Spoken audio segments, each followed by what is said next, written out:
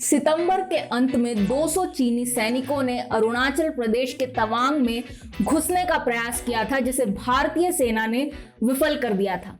उस विषय पर मैं बात कर चुकी हूं, जिसे आप आई बटन में जाकर देख सकते हैं। और तब मैंने बताया था कि क्यों तवांग, जितने भी एलएसी पर क्षेत्र हैं उनमें से तवांग ही चीन के लिए सबसे प्रिय क्यों है और चीन को तवांग में ही सबसे ज्यादा रुचि क्यों है।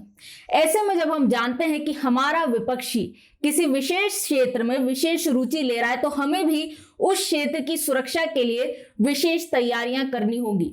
खुशी की बात यह है कि ऐसा होता दिख रहा है, क्योंकि अब अरुणाचल प्रदेश के सीमावर्ती क्षेत्रों में दिन और रात में निगरानी करने के लिए इजरायली उन्नत ड्रोन्स को तैनात कर दिया गया है। ये ड्रोन्स हैं इजराइल में बने हेरोन मीडियम ऑल्टीट्यूड और लॉन्ग एंड्योरेंस वाले, जो 30,000 फीट की ऊंचाई तक जा सकते हैं और वहां से जो भी आवश्यक डाटा और चित्र हो वह कमांड और नियंत्रण केंद्रों को भेज सकते हैं।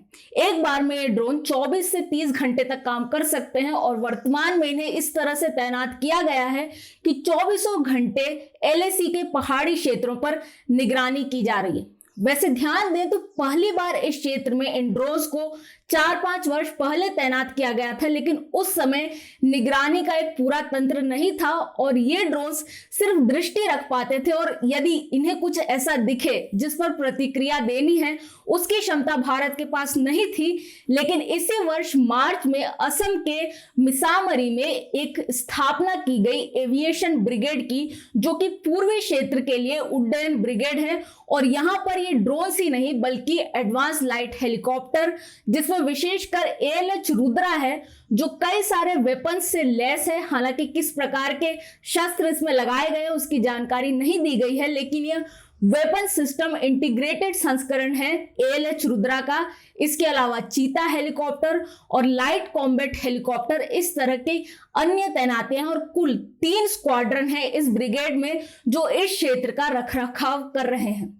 ऐसे में हमें यह समझना होगा कि अब हमारी जो अवधारणा आ गई है इस क्षेत्र में, वह सेंसर टू शूटर पर आ गई है। यानी यदि हम कुछ ऐसा सेंस करें जो संदिग्ध है, तो हम उस पर प्रतिक्रिया दे सकते हैं और उसे विफल कर सकते हैं। इसे ही सेंसर टू शूटर का नाम दिया गया है। इतना ही नहीं, ये जो ब्रिगेड है इसके अलावा भी इंफ्रास्ट्रक्चर विकास पर भी लगातार काम हो रहा है। जैसे पिछले सप्ताह ही रक्षा मंत्री राजनाथ सिंह ने सेला टनल जो बन रही है उसके लिए एक अंतिम प्रमुख ब्लास्ट को हरी झंडी दिखाई थी और यह जो सेला टनल बन जाएगी उससे अरुणाचल प्रदेश के तवांग तक की दूरी कम से कम 10 किलोमीटर तक कम होगी और भारतीय सेनाओं के लिए चीनी सीमा पर पहुंचने में 1 घंटा कम समय लगेगा।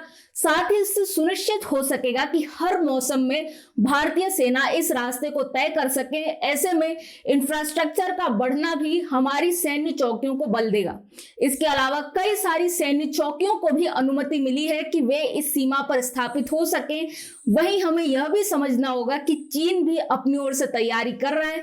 जैसे हाल में आए उपग्रह चित्र दर्शाते हैं कि गारे गुनसा में एक एयरबेस है जो कि पेंगोंग सो से कुछ किलोमीटर की दूरी पर स्थित है। वहां पर चीन ने UAV तैनात किए हैं और इतना ही नहीं, इस एयरबेस पर वह काफी लंबे समय से काम कर रहा है, जहां पर हमने कई बार J-11 या J-16 की तैनाती भी देखी है और 12 हार्डन शेल्स देखे हैं, जो उस परिस्थिति के लिए है कि चीन अपने सामान की रक्षा कर सके जब उस पर ऊपर से हमला हो। इस तरह से चीन भी अपनी तैयारियां कर रहा है, लेकिन सुखद यह है कि भारत भी तैयारियों में पीछे नहीं है। मैं हूं निष्ठा अनुश्री, देखते रहें स्वराज्य।